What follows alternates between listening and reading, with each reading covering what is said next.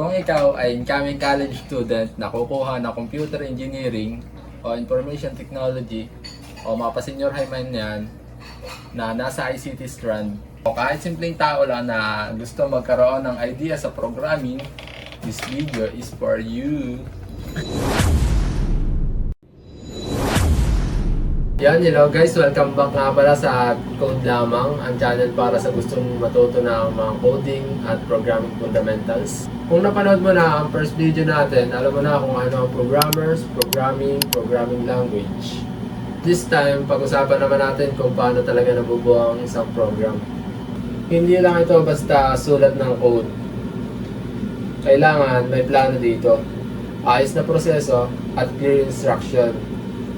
Kaya sa video na ito, tutukan natin ang tatlong core concepts: algorithm, flowchart, at pseudocode.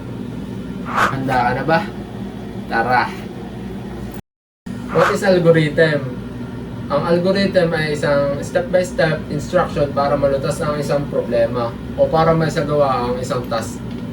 Ito yung sunod-sunod na hakbang kung paano mo gagawin ang isang bagay. Kung ganito, gusto mo magluto ng isang noodles. Yung step ng tulad ng pagkulo ng tubig, lagay ng noodles, hintayin maluto, at ihain. Yan ang algorithm. Sa programming, ganun din. Bago tayo magsulat ng code, kailangan klaro muna ang step o algorithm ng paggawa ng program. Yung pangalawa naman, what is flowchart? Ang flowchart ay isang visual representation ng algorithm. Gamit ang mga shapes, pinapakita nito ang flow ng isang process. Halimbawa, gumamit tayo ng oval para sa start at end, rectangle para sa mga action o process, diamond para sa mga decision like yes or no, true or false, at arrows para ipakita ang direction ng flow. Para lang itong drawing ng instruction. Mas madali i-visualize kung ang sunod-sunod na steps at saan pupunta ang process. Ginagamit ito para mas madaling maintindihan ng tao, lalo na't kung team kayo. Ang logic na isang program bago pa man ito i-code. Ano naman yung tinatawag na pseudocode? Ang pseudocode ay parang version ng algorithm na sinusulat gamit ang simple at madaling intindihin na wika. Usually, English na kahawig ng programming language. Pero take note, hindi ito totoong code at hindi rin nairan sa computer. Ginagamit ito para i-outline ang logic na program. Ito ang halimbawa ng pseudocode. Kagaya ng set, gumagawa o nag-assign ng value variable. Sa while naman, habang isang condition ay totoo, tsaka yung display, pinapakita sa screen.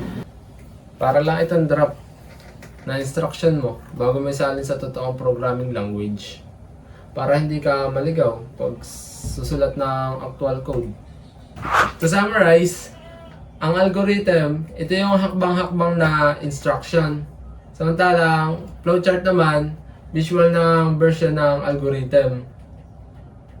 Ang pseudocode naman, text-based version ng parang drop code.